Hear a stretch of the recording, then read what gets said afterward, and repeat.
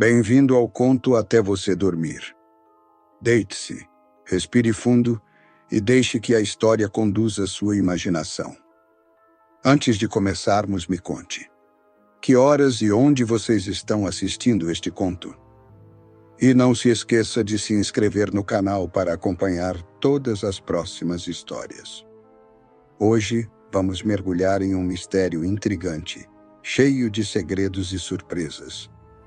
O Chalé do Rouxinol, de Agatha Christie. Até logo, querida. Até logo, meu bem.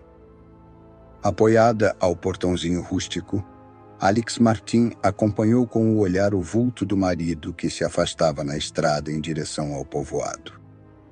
Logo perdeu-o de vista numa curva, mas ali permaneceu, na mesma posição, ajeitando distraidamente uma madeixa de seus belos cabelos castanhos que o vento desarranjara.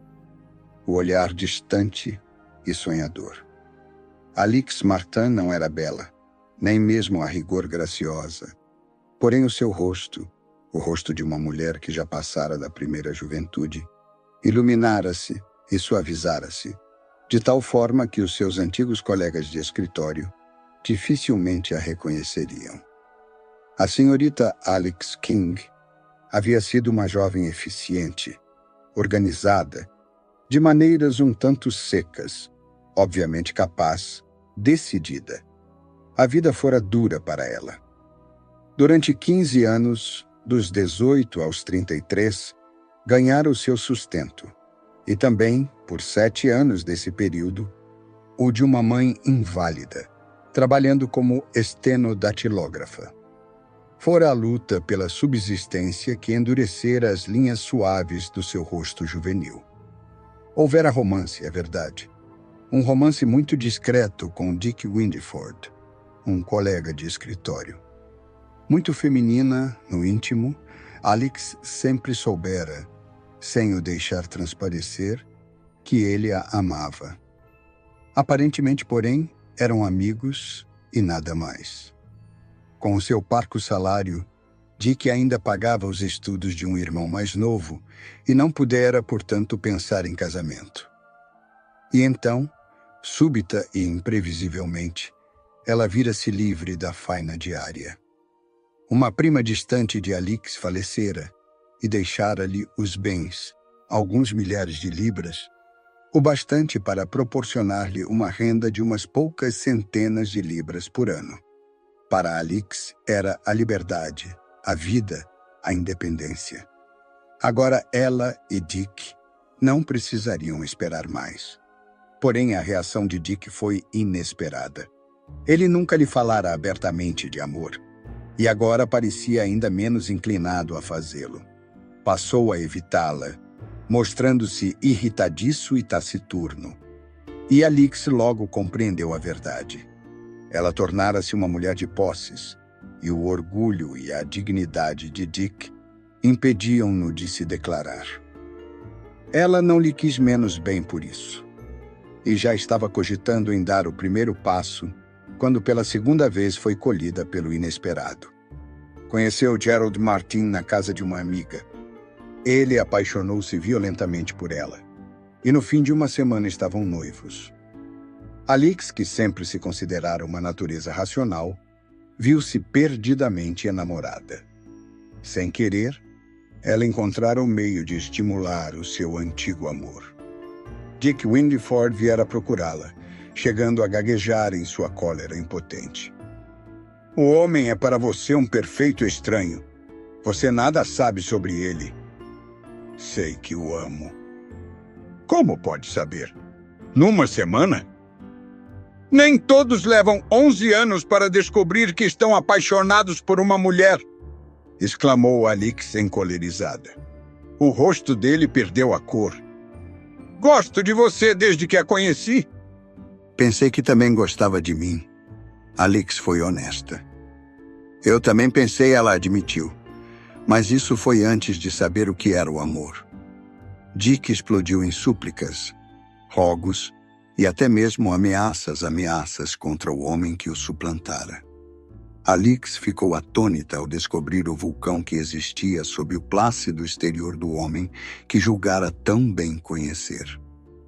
A cena voltou-lhe à mente na manhã ensolarada, enquanto ela se apoiava no portão do chalé. Estava casada há 1 mês e sua felicidade era idílica. Apesar disso, naquela momentânea ausência do marido que lhe era tão caro, uma leve ansiedade maculava sua felicidade perfeita. E a causa daquela ansiedade era Dick Windeford. Por 3 vezes desde o seu casamento, o mesmo sonho a perturbara. O cenário mudava, mas os fatos principais eram sempre os mesmos.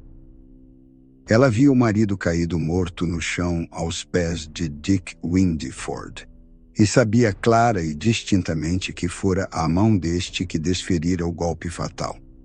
Mas, embora isto, em si, já fosse horrível, havia algo ainda mais pavoroso. Isto é, pavoroso ao despertar, pois no sonho tudo lhe parecia perfeitamente natural e inevitável. Ela, Alix Martin, sentia-se satisfeita com a morte do marido, estendia as mãos ao assassino e, algumas vezes, agradecia-lhe. O sonho terminava sempre da mesma maneira, com Dick Windeford apertando-a em seus braços.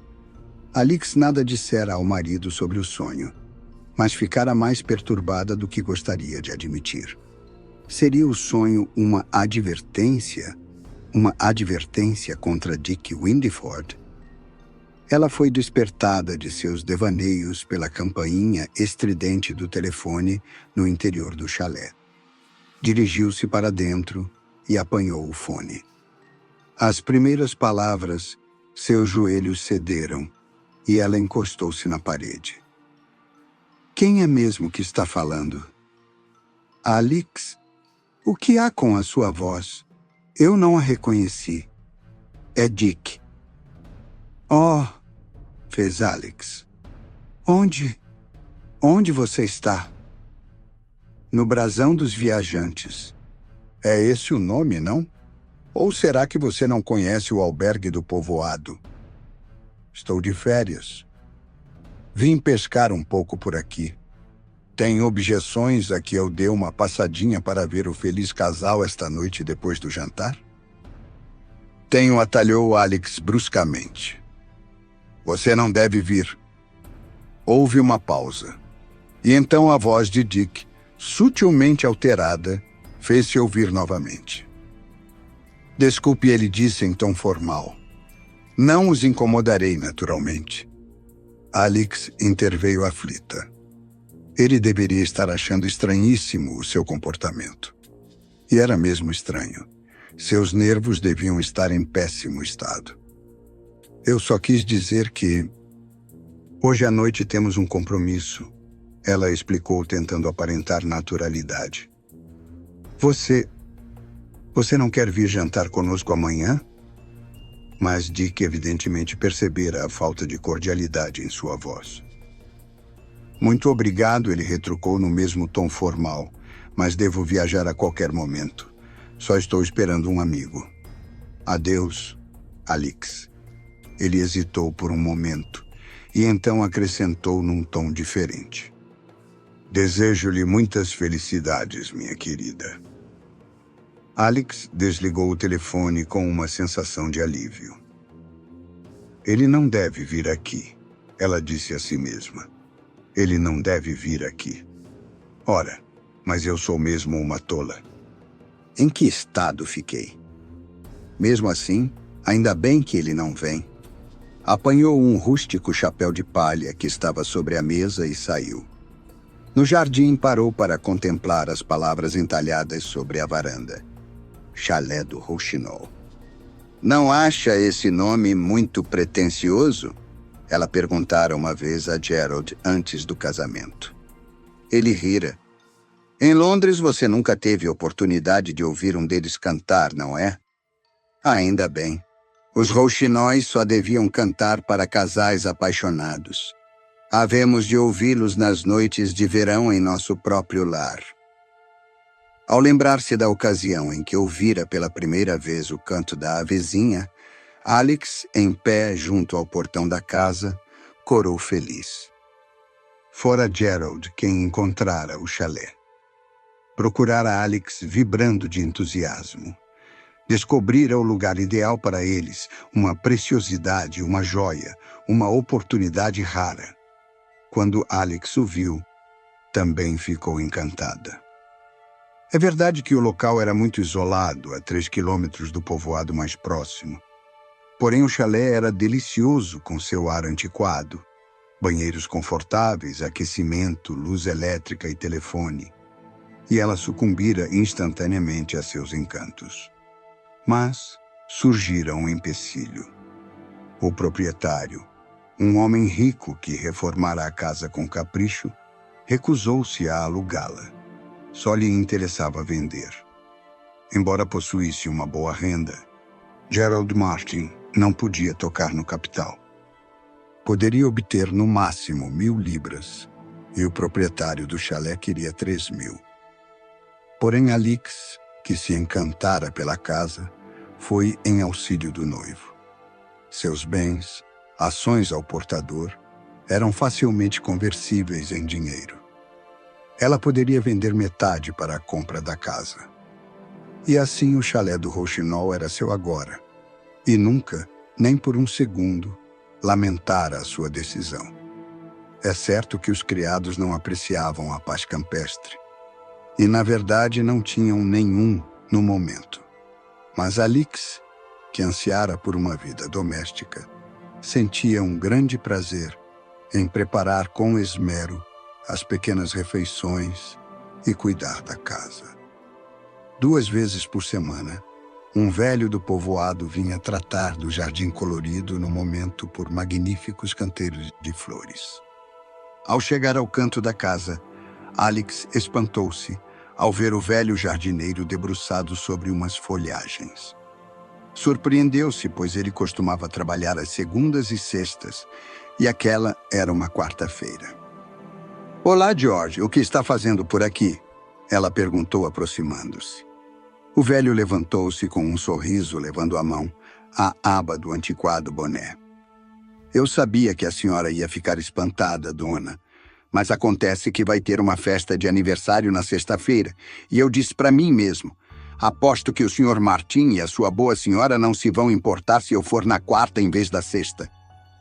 "Não tem mesmo importância", anuiu Alex. "Espero que se divirta na festa." "Eu pretendo", replicou Jorge com simplicidade. "É ótimo a gente poder comer à vontade quando não é a gente que paga.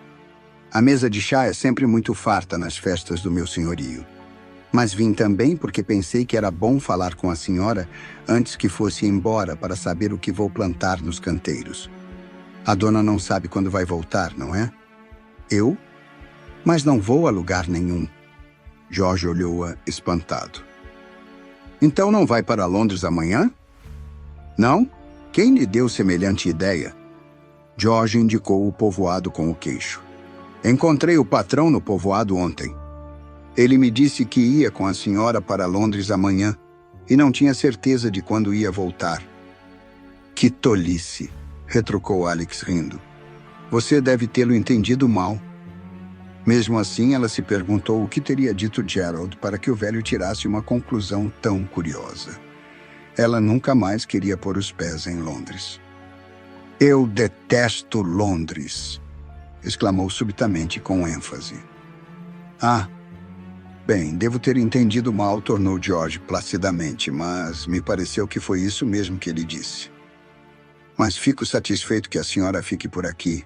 Ninguém para mais quieto hoje em dia. E não sei qual é a graça que Londres tem. Eu nunca precisei ir lá. O problema é que hoje tem carros demais.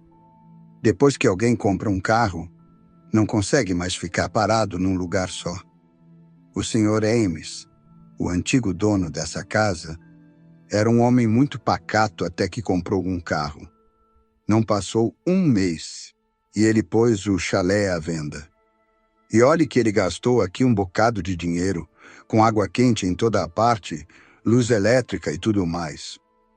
Eu disse para ele: o senhor nunca mais vai ver a cor do seu dinheiro.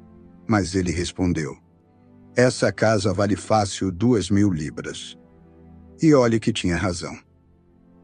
Ele obteve 3.000, tornou Alex sorrindo. 2.000, teimou George. Isso foi muito comentado na ocasião. Na realidade foram 3.000, insistiu Alex. As mulheres sempre fazem confusão com números, replicou George pouco convencido. A dona não me vai dizer que o Sr. Ames teve a coragem de dizer na sua cara que queria 3.000 libras por essa casa? Não foi a mim que ele disse, foi a meu marido. George abaixou-se e tornou a se ocupar do canteiro. Ele vendeu por 2.000 libras, repetiu obstinadamente. Alex não insistiu. Dirigiu-se a um canteiro mais afastado e começou a colher uma braçada de flores. Ia voltando para casa com uma perfumada carga, quando viu um pequeno objeto verde escuro caído entre a folhagem. Abaixou-se. Era a agenda de bolso do seu marido. Ela folheou as páginas com um sorriso divertido. Logo nos primeiros dias do casamento, percebera que o seu emotivo e impulsivo Gerald era estranhamente metódico e ordeiro. Fazia uma questão extremada de que as refeições obedecessem a um horário rígido e planejava com antecedência e precisão todas as suas atividades. Folheando a agenda, sorriu ao ver que no dia 14 de maio ele anotara: casar com Alex, St. Peter, 2h30. Mas que grande bobo, murmurou Alex, virando as páginas. Súbito deteve-se. Quarta-feira, 18 de junho. Ora, é hoje? No espaço reservado para aquele dia, Gerald escrevera em sua caligrafia precisa e legível: 21h. Mais nada. O que Gerald pretendia fazer às 9 da noite? Perguntou-se Alex. Sorriu ao pensar que num romance aquele diário teria certamente revelado algum segredo perigoso e, sem dúvida, conteria o nome de outra mulher. Folheou o caderninho distraidamente. Datas, compromissos, referências a transações comerciais, mas um só nome de mulher, o dela. Alex guardou a agenda no bolso. Ao dirigir-se para casa com as flores, entretanto, assaltou-a uma leve inquietação. As palavras de Dick Windeford soaram a seus ouvidos como se ele estivesse ali, a seu lado. Esse homem é para você um perfeito estranho. Você nada sabe sobre ele. Era verdade. O que sabia ela sobre Gerald? Afinal, ele tinha 40 anos. Deve ter existido outras mulheres em sua vida. Alex afastou com impaciência esses pensamentos. Não podia se perder em conjecturas. Tinha um problema mais premente para resolver. Devia ou não contar ao marido que Dick Windeford telefonara. Sempre havia a possibilidade de que Gerald o encontrasse casualmente no povoado. Mas neste caso, com certeza, ele mencionaria o fato quando voltasse, e o problema estaria resolvido. Caso contrário, o que faria? Alex sentiu uma nítida inclinação a deixar as coisas como estavam. Se contasse ao marido, certamente ele sugeriria que convidassem Dick Windeford para o chalé do Rochinol. E ela teria de explicar que o próprio Dick se convidara, e ela recorrera a um pretexto para mantê-lo afastado. E o que diria quando Gerald perguntasse o motivo? Ele riria se lhe contasse o sonho, ou, pior ainda, perceberia a importância que o sonho tinha para ela. Por fim, um tanto envergonhada, Alex resolveu não dizer nada. Aquele era o primeiro segredo que se interpunha entre ela e o marido, e a ideia a constrangia. Ao ouvir os passos de Gerald voltando do povoado pouco antes do almoço, Alex correu para a cozinha e fingiu estar ocupada no fogão para esconder a sua perturbação. Logo se tornou evidente que Gerald não vira Dick Windeford.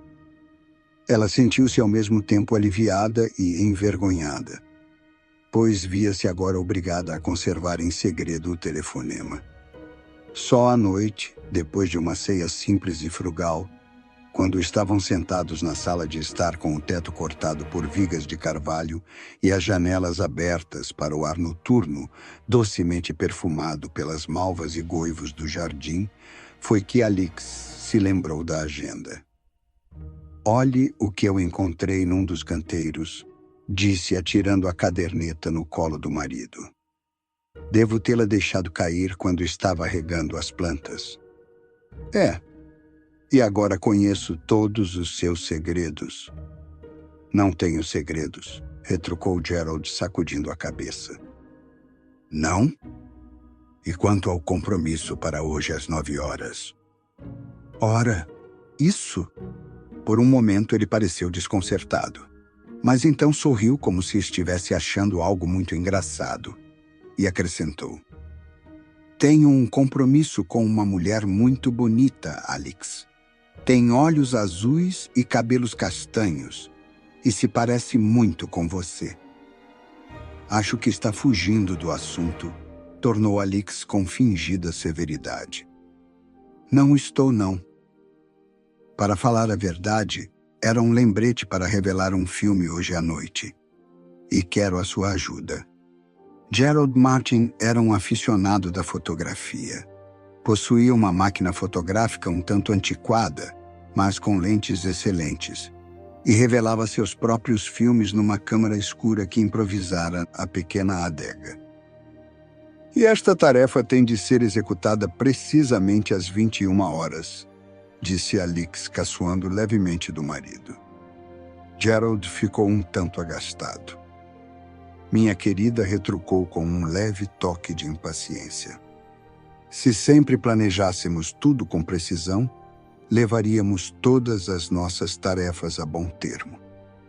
Alex ficou em silêncio alguns momentos, fitando o marido que fumava.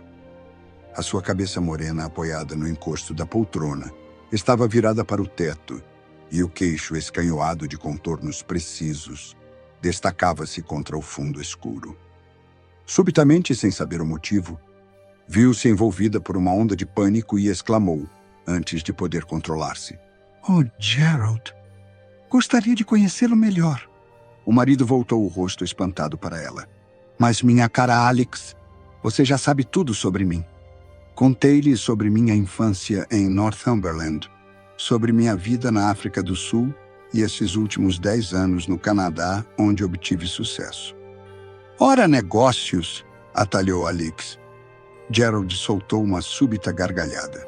"Sei o que está procurando. Casos de amor, não é? Vocês mulheres são todas iguais. Só estão interessadas no elemento pessoal, na vida íntima." Alex sentiu a garganta seca, mas insistiu hesitante.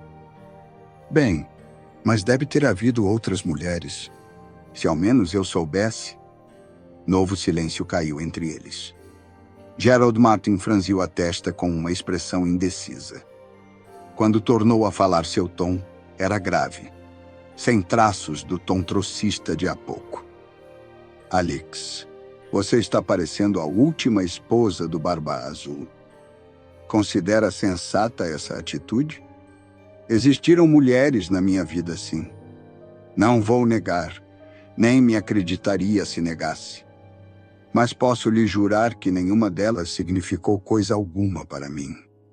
Suas palavras tinham uma aura de sinceridade que confortou a esposa. "Está satisfeita, Alex?"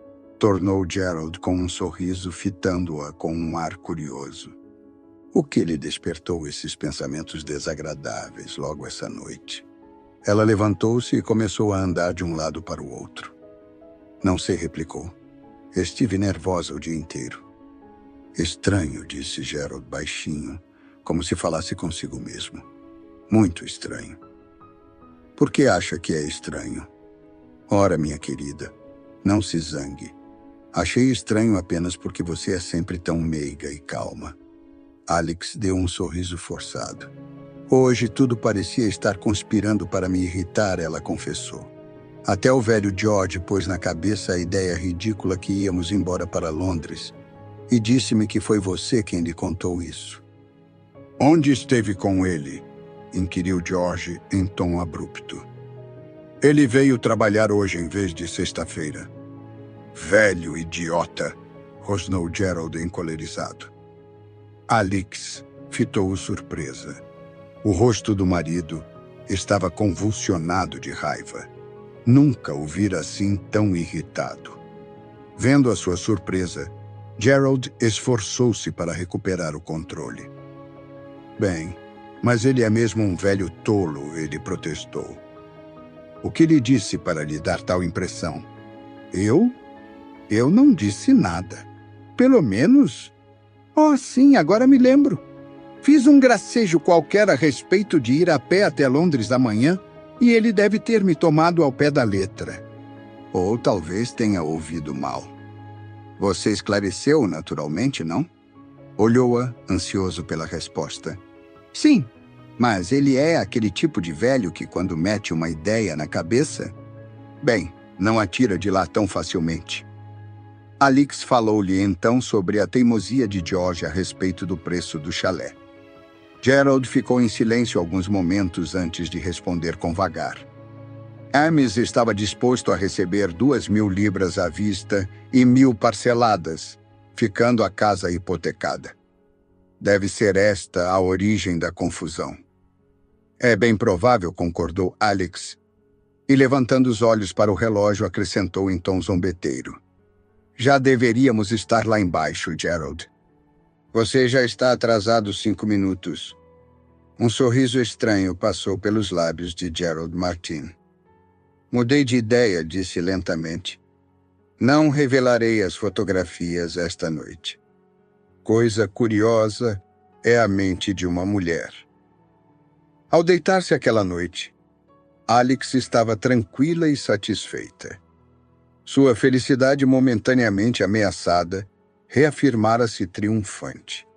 Porém, ao anoitecer do dia seguinte, compreendeu que forças sutis tentavam solapá-la.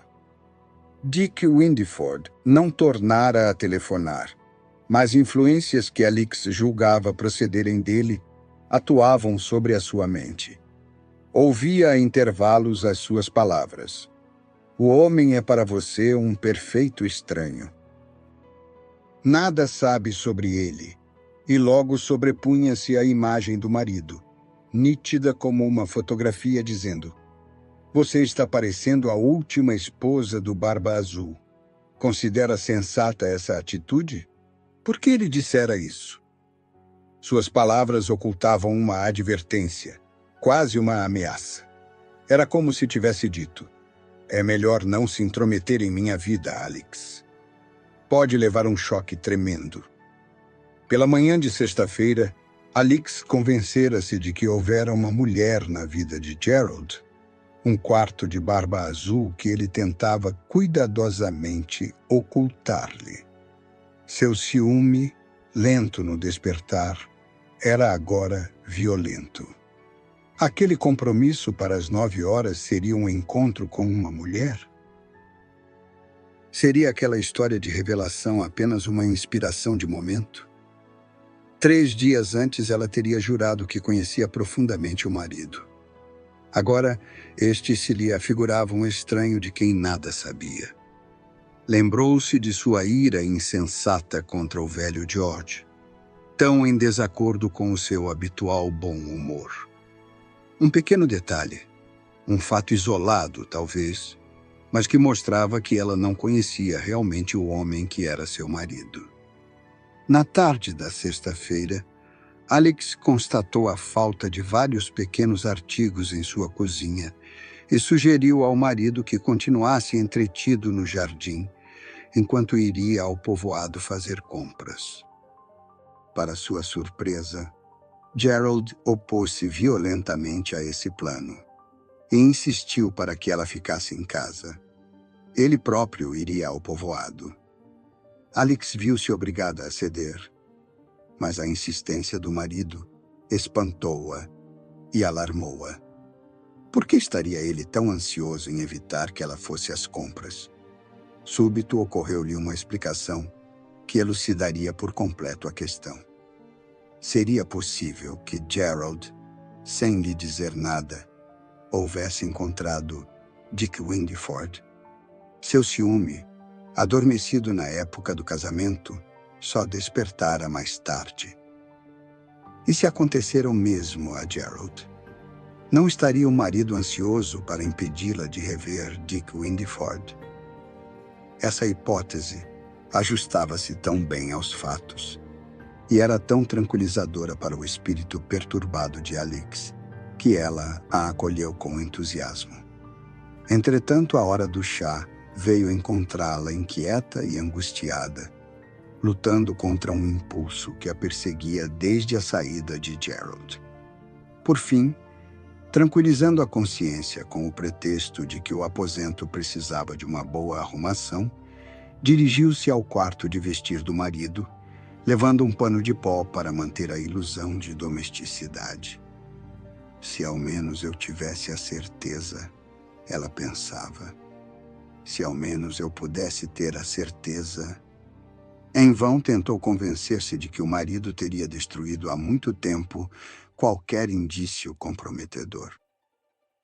Sua mente argumentava que, às vezes, os seres humanos conservavam as provas mais perigosas e conclusivas apenas por um sentimentalismo exagerado. Por fim, Alex sucumbiu à tentação. Com as faces rubras de vergonha, ofegante, revolveu maços de cartas e documentos, revirou as gavetas e até examinou os bolsos do marido. Só 2 gavetas lhe escaparam: a gaveta inferior da cômoda e uma gavetinha à direita da escrivaninha. As 2 estavam trancadas, mas Alex perdera agora todo o escrúpulo, convicta de que numa dessas gavetas encontraria provas da existência dessa mulher imaginária do passado que a obcecava. Lembrou-se de que Gerald deixara suas chaves jogadas displicentemente sobre a mesa da sala. Desceu para apanhá-las e começou a experimentá-las, uma a uma. A terceira chave abriu a gaveta da escrivaninha. Alex puxou-a com ansiedade. Deparou com um talão de cheques, uma carteira cheia de notas e um pequeno maço de cartas preso com uma fita adesiva. Com a respiração irregular, Alex desprendeu a fita. Nova onda de rubor subiu-lhe às faces. Deixou cair as cartas na gaveta, fechando-a à chave. As cartas eram suas, cartas que escrevera a Gerald Martin antes do casamento. Ergueu-se e dirigiu-se à cômoda, mais por uma questão de levar a busca até o fim do que pela esperança de encontrar alguma coisa. Porém, descobriu desapontada que nenhuma das chaves de Gerald ajustava-se à fechadura da gaveta. Sem se dar por vencida, Alex correu os outros quartos e reuniu uma coleção de chaves. Para sua satisfação, a chave do armário do quarto de hóspedes ajustou-se à fechadura da cômoda. Dando volta à chave, ela abriu a gaveta. Nada havia ali senão um velho rolo de recortes de jornais sujos e descorados pelo tempo. Alex respirou aliviada. Todavia, relanceou a vista pelos recortes com curiosidade em saber o que Gerald achara tão interessante naqueles papéis empoeirados. Quase todos eram recortes de jornais americanos de 7 anos atrás, acerca do julgamento do célebre escroque Charles Lemaitre. Suspeitavam de que este assassinara suas vítimas, pois fora encontrado um esqueleto feminino sob o piso de uma das casas que alugara, e a maior parte de suas esposas desaparecera. Um dos mais talentosos advogados dos Estados Unidos defendera-o da acusação com consumada perícia. O veredicto da legislação escocesa, não há provas, seria o mais adequado ao caso. Mas, na América, ele fora declarado inocente da acusação principal, embora sentenciado a uma longa pena devido aos outros crimes que lhe foram imputados. Alix recordava-se da celeuma gerada pelo caso na época e da sensação que a fuga de Lemaitre acarretara cerca de 3 anos depois. Na ocasião, os jornais ingleses haviam debatido exaustivamente a personalidade do criminoso e a extraordinária fascinação que exercia sobre as mulheres, comentando a sua excitabilidade no tribunal, seus veementes protestos de inocência e seus súbitos desfalecimentos provocados por uma deficiência cardíaca, mas que os desavisados atribuíam a seu evidente talento dramático. Um dos recortes trazia um retrato do homem. Alix examinou-o interessada. O rosto de erudito com uma barba longa e tratada fazia-lhe lembrar alguém. Quem? Súbito, com um choque, compreendeu. O homem do retrato parecia-se com Gerald. Talvez por isso ele houvesse guardado os recortes. Correu os olhos pelo parágrafo sob a fotografia. O acusado possuía uma agenda em que anotara certas datas, e a promotoria afirmava que essas datas assinalavam os assassinatos de suas vítimas. Uma das testemunhas, uma mulher, identificara o prisioneiro por uma verruga no pulso esquerdo, logo abaixo da palma da mão. Alix deixou cair o recorte, presa de uma vertigem. No pulso esquerdo, logo abaixo da palma, seu marido tinha uma pequena cicatriz. O quarto rodou à sua volta. Mais tarde achou estranho que, de imediato, houvesse adquirido a firme convicção de que Gerald Martin era Charles Lemaitre, mas aceitou a ideia num relâmpago. Fatos esparsos rodopiaram em seu cérebro para encaixar-se como peças de um quebra-cabeças. A compra da casa fora realizada com o seu dinheiro, somente com o seu dinheiro resultante da venda das ações ao portador que confiara a Gerald. Compreendeu então o verdadeiro significado do seu sonho. Nas profundezas de sua mente, o seu subconsciente sempre temera Martin e desejara fugir dele. E esta parte do seu ser procurara auxílio em Dick Windeford. Fora por isso que pudera aceitar a verdade tão facilmente, sem dúvidas ou hesitações. Ela deveria ser mais uma das vítimas de Lemaitre, em um futuro muito próximo, talvez. Uma exclamação escapou-lhe dos lábios. Quarta-feira, 21 horas. O porão, com as lajes tão fáceis de remover. Já uma vez, ele enterrara uma de suas vítimas num porão. Ele planejara o novo crime para a noite de quarta-feira. Mas anotar a hora de antemão de forma tão metódica era ato de um louco. Não, era apenas lógico. Gerald sempre anotara seus compromissos, e um assassinato para ele deveria ser apenas um assunto comercial. Porém, o que a salvara? O que poderia tê-la salvo? Gerald apiedara-se dela no último instante? Não. A resposta ocorreu-lhe instantaneamente. O velho George. Compreendia agora a cólera incontida do marido. Sem dúvida, ele preparara o caminho, dizendo a todos que encontrara que no dia seguinte partiriam para Londres. E então George viera trabalhar inesperadamente, falara-lhe sobre a viagem, e ela negara tal plano. Seria demasiado arriscado matá-la naquela mesma noite, pois o velho jardineiro poderia repetir a conversa. Ela escapara por pouco. Se não tivesse mencionado acidentalmente aquela conversa trivial, Alix estremeceu. Não havia tempo a perder. Precisava fugir logo dali, antes que ele voltasse. Recolocou apressadamente os recortes na gaveta, fechou-a e trancou-a à chave. Nesse momento, imobilizou-se, petrificada. Ouvira o rangido peculiar do portãozinho do jardim. Seu marido estava de volta. Por uns instantes, Alix ficou paralisada. Com esforço, dirigiu-se furtivamente para a janela e espiou por trás das cortinas. Sim, era o marido. Gerald sorria e cantarolava uma canção.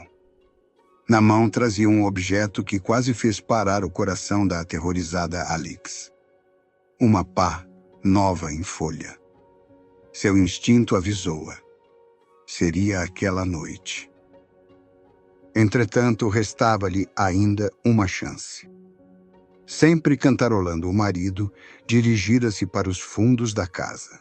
Sem hesitar um momento, ela desceu correndo as escadas e atravessou a varanda. Mas ao chegar ao jardim, viu o marido na outra extremidade da casa. "Olá", disse ele. "Aonde vai com tanta pressa?" Alix esforçou-se desesperadamente para aparentar calma e tranquilidade. Perdera aquela oportunidade, mas poderia ter outra, se não despertasse as suspeitas dele. Até mesmo agora, talvez. Ia dar uma volta até o fim da alameda. Ela respondeu numa voz que a seus próprios ouvidos soou hesitante e insegura. "Ótimo", retorquiu Gerald. "Vou com você." "Não. Por favor, Gerald.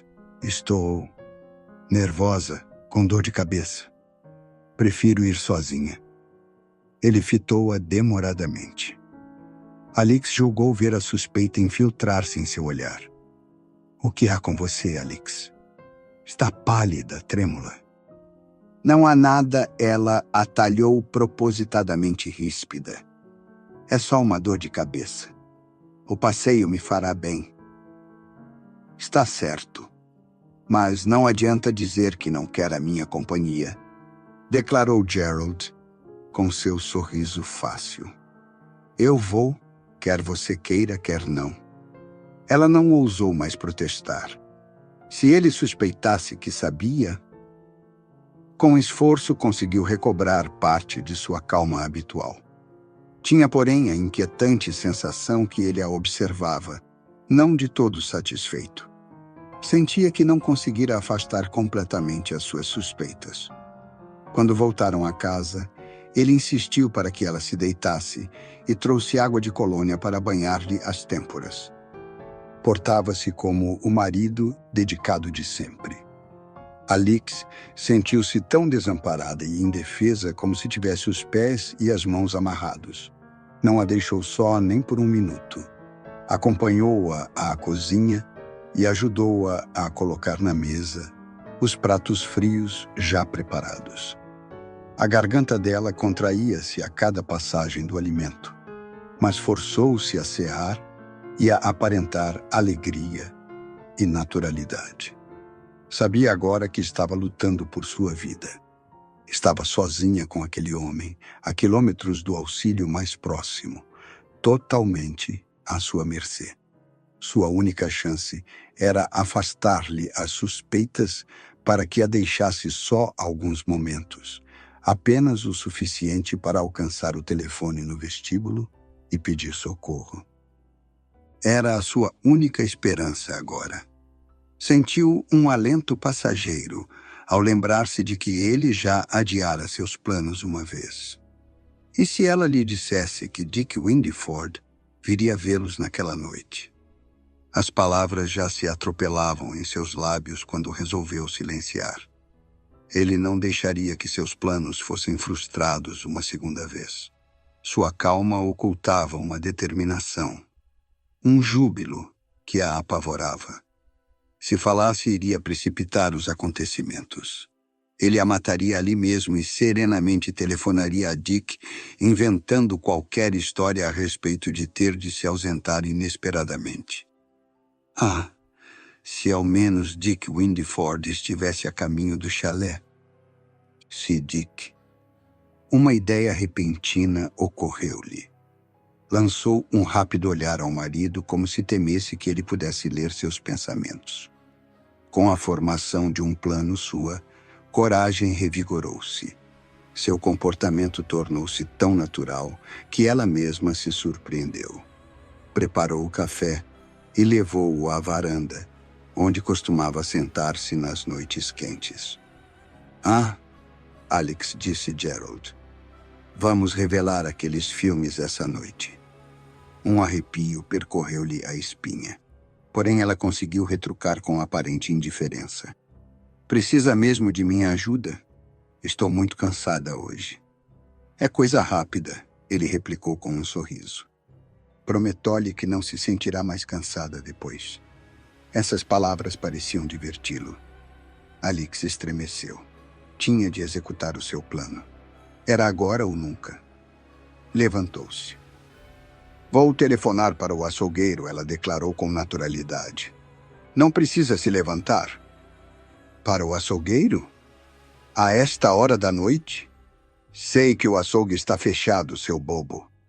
Mas ele deve estar em casa e quero que me traga umas costelas de vitela bem cedo, antes que alguém as compre. Ele é um amor de velhinho.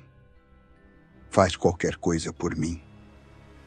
Ela dirigiu-se para o vestíbulo com passos rápidos e fechou a porta às suas costas. Ainda ouviu Gerald dizer: "Não feche a porta." Ela replicou no mesmo instante: "Não quero que as mariposas entrem. Detesto mariposas." "Está com receio de que eu vá namorar o açougueiro, querido." Ela apanhou o fone e pediu o número do brasão dos viajantes. Fizeram a ligação instantaneamente. "O Sr. Windiford ainda está aí? Posso falar com ele?" Seu coração deu um salto. Aterrorizada, viu a porta se abrir e o marido entrar no vestíbulo.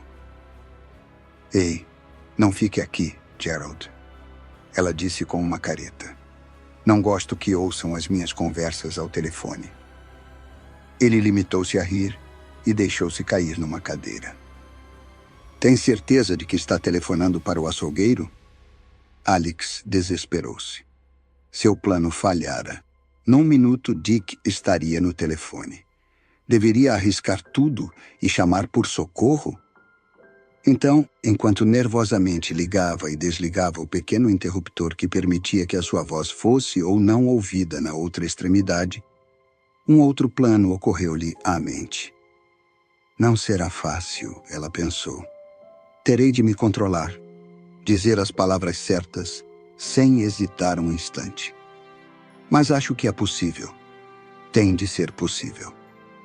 Naquele momento, ouviu a voz de Dick Windiford, do outro lado. Alex respirou fundo. Ligou o interruptor com dedos firmes e falou. "Aqui é a senhora Martin, do chalé de Rochinol." "Por favor, venha." Ela desligou o interruptor. "Amanhã de manhã com 6 costeletas bem bonitas de vitela." Ela tornou a ligar o interruptor. "É muito importante." Desligou-o. "Muito obrigada, Sr. Hexworthy. Espero que o meu telefonema a essa hora não o tenha incomodado. Mas essas costeletas são realmente..." Ligou o interruptor. "Uma questão de vida ou morte." Desligou-o. "Sim, é isso mesmo. Amanhã de manhã." Ela tornou a ligar, o mais cedo possível. Ofegante, ela recolocou o fone no gancho e virou-se para o marido. "Então é assim que conversa com o seu açougueiro, é?" "É o que eu chamo de toque feminino", retrucou Alex brejeiramente. Mal podia conter sua excitação. Gerald não suspeitara de nada. Dick viria, mesmo sem compreender. "Não gostei muito daquele café que você me deu?" Queixou-se Gerald. "Estava muito amargo." "É uma marca nova. Comprei para experimentar. Mas se não gostou, voltarei ao antigo." Alex apanhou o seu trabalho de tapeçaria e começou a bordar. Gerald leu algumas páginas do seu livro. Por fim, levantou os olhos para o relógio e largou o livro. "São 8:30. É uma boa hora para irmos ao porão concluirmos a nossa tarefa. O bordado escapou das mãos de Alix. Ah, ainda não. Vamos esperar até as 9. Não, querida. Eu marquei para as 8:30. Você poderá ir deitar-se mais cedo. Prefiro esperar até as 9. Você sabe que quando estabeleço um horário, sigo-o rigidamente. Venha, Alix. Não vou esperar nem mais um minuto. Alix olhou para ele. Sem querer, uma onda de terror a imobilizou. Ele arrancara a máscara. Suas mãos crispavam-se. Seus olhos brilhavam de excitação. Passava e repassava a língua pelos lábios secos. Não se esforçava mais para ocultar a excitação. É verdade. Ele não pode esperar. Parece um louco, pensou ela. O marido aproximou-se dela e, segurando-a pelos ombros, fê-la levantar-se. Vamos, querida, ou vou carregá-la até lá. Seu tom era brincalhão, mas ocultava uma indisfarçada ferocidade que a aterrorizava. Com um supremo esforço, ela libertou-se e encostou-se à parede. Estava indefesa. Não podia escapar. Não podia fazer nada. Vamos agora, Alix, ele insistiu. Não, não. Ela gritara com as mãos estendidas, numa tentativa inútil de mantê-lo à distância. Pare. Gerald, tenho algo para lhe dizer. Algo para confessar. Ele deteve-se. Para confessar? Perguntou curioso. Sim, para confessar. Escolhera as palavras a esmo. Agora teria de continuar, lutando desesperadamente para conservar sua atenção. O rosto dele assumiu uma expressão de desprezo. Um antigo amante, suponho, disse ele com ironia. Não retrucou Alix. É uma outra coisa. Você a classificaria como um crime. Viu imediatamente que escolhera as palavras certas. Conseguirá interessá-lo. Recuperou seu sangue frio, sentindo mais uma vez que estava no controle da situação. É melhor sentar-se, ela acrescentou com tranquilidade. E, atravessando a sala, sentou-se em sua velha poltrona e até mesmo apanhou o bordado. Mas por trás de seu ar calmo, os pensamentos atropelavam-se febrilmente. Teria de inventar uma história que prendesse o interesse do marido até que o socorro chegasse. Contei-lhe que fui durante 15 anos uma estenodatilógrafa. Ela começou lentamente. Isto não é toda a verdade. Esse período foi interrompido por 2 vezes. A primeira foi quando eu tinha 22 anos. Conheci um homem já idoso com alguns bens. Ele apaixonou-se por mim e pediu-me em casamento. Aceitei. Casamo-nos. Alix fez uma pausa. Então pedi-lhe que fizesse um seguro de vida em meu favor. Ela notou o súbito aumento de interesse no rosto do marido e prosseguiu com uma confiança renovada. Durante a guerra, trabalhei algum tempo num hospital. Tinha a meu cargo a manipulação de todas as drogas raras e dos venenos. Ela calou-se, observando-o. Ele estava profundamente interessado agora. Assassinato era assunto atraente para um assassino. Ela arriscara tudo naquela cartada e ganhara. Lançou um olhar ao relógio. Eram 25 para as 9. Existe um certo veneno, um pozinho branco de aspecto inofensivo. Uma única pitada significa morte. Conhece alguma coisa a respeito de veneno? A pergunta ocultava uma certa ansiedade. Se a resposta fosse afirmativa, ela teria de ser muito cuidadosa. Não respondeu Gerald. Sei muito pouco sobre o assunto. Ela respirou aliviada. Mas certamente já ouviu falar em riocina, não? Pois este veneno a que me refiro atua de forma semelhante, mas não deixa nenhum vestígio. Qualquer médico diria que a morte foi causada por colapso cardíaco. E eu roubei uma pequena quantidade dele e o guardei. Ela fez nova pausa, reunindo suas forças. Prossiga, disse Gerald. Não, estou com medo. Não lhe posso dizer. Talvez um outro dia. Agora ele ordenou impaciente. Quero saber. Bem, já estávamos casados há um mês. Fui muito atenciosa com o meu marido. Muito carinhosa e dedicada. Ele só se referia a mim elogiosamente. Todos os vizinhos sabiam que eu era uma esposa modelo. Eu preparava o seu café todas as noites. Certa noite, quando não havia mais ninguém em casa, coloquei uma pitada desse alcaloide mortal em sua xícara. Alix calou-se e enfiou a linha na agulha. Ela, que nunca pisara num palco em toda a sua vida, rivalizava nesse momento com a maior atriz do mundo. Vivia com maestria o papel de uma assassina sem escrúpulos. Tudo correu tranquilamente. Fiquei sentada observando-o. Sua respiração tornou-se difícil e ele pediu mais ar. Abri a janela. Mas ele não conseguiu mais se mover. Dali a pouco, morreu. Calou-se com um sorriso nos lábios. Faltava um quarto para as 9. Eles deviam estar chegando. De quanto foi o seguro? Perguntou Gerald. Cerca de 2.000 libras, mas joguei na bolsa e perdi.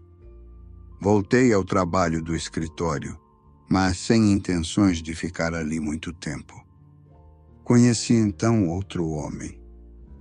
Eu conservara meu nome de solteira e ele não descobriu que eu havia sido casada. Era um homem mais novo, atraente e cheio de vida. Tivemos um casamento rápido em Sussex. Ele não quis fazer seguro de vida, mas fez um testamento em meu favor. Gostava que eu mesma preparasse o seu café, assim como o meu primeiro marido. Alix sorriu como um ar pensativo e acrescentou com simplicidade. O meu café é muito bom. Prosseguiu. Fiz muitos amigos no povoado onde morávamos.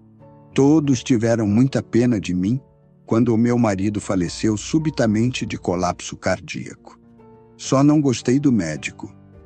Não que ele suspeitasse de mim, mas a morte repentina de meu marido o surpreendeu muitíssimo. Não sei bem por que voltei para o escritório. Provavelmente foi o hábito. Meu segundo marido deixou-me 4.000 libras. Desta vez apliquei bem o meu dinheiro. Foi então que... Mas não pôde continuar. Gerald Martin, com o rosto congestionado, ofegante, engasgado, apontava para ela o indicador trêmulo. O café! Meu Deus! O café! Ela ficou olhando para ele. Agora sei por que estava amargo. Você é um demônio. E este é mais um dos seus truques. Suas mãos convulsas agarraram os braços da cadeira. Estava prestes a jogar-se sobre ela. Você me envenenou! Alix recuou até a lareira. Aterrorizada, abriu os lábios para negar, mas conteve-se. Mais um instante, ele iria atacá-la. Reuniu todas as suas forças e sustentou o olhar nele. Sim, ela admitiu. Eu o envenenei. O veneno já deve estar agindo nesse instante. Você não pode mais se levantar dessa cadeira. Não pode mais se mover. Se pudesse conservá-lo ali por alguns poucos minutos. Ah, o que for aquilo? Eram passos na estrada. O portão rangeu. Os passos aproximavam-se da varanda. A porta do vestíbulo se abriu. Você não pode mover-se, ela repetiu. E passando pelo marido, correu para o vestíbulo para cair desmaiada nos braços de Dick Windford. Meu Deus! Alix! Ele exclamou. Virando-se para o homem que o acompanhava, um indivíduo robusto com um uniforme de policial, acrescentou. Vá ver o que está acontecendo naquela sala.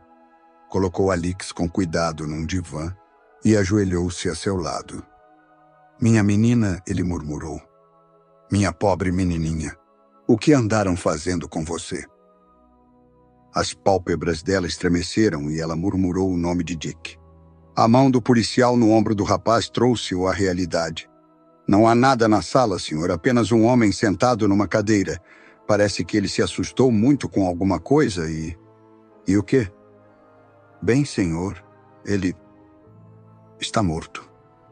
A voz de Alix quebrou o silêncio. Como se estivesse sonhando, ainda com os olhos fechados, ela disse. Dali a pouco, e o seu tom era o de quem fazia uma citação. Morreu. Obrigado por ouvir esta história até o final. Inscreva-se no canal, conto até você dormir e deixe nos comentários qual mistério você gostaria de ouvir na próxima vez. Boa noite e até o próximo conto.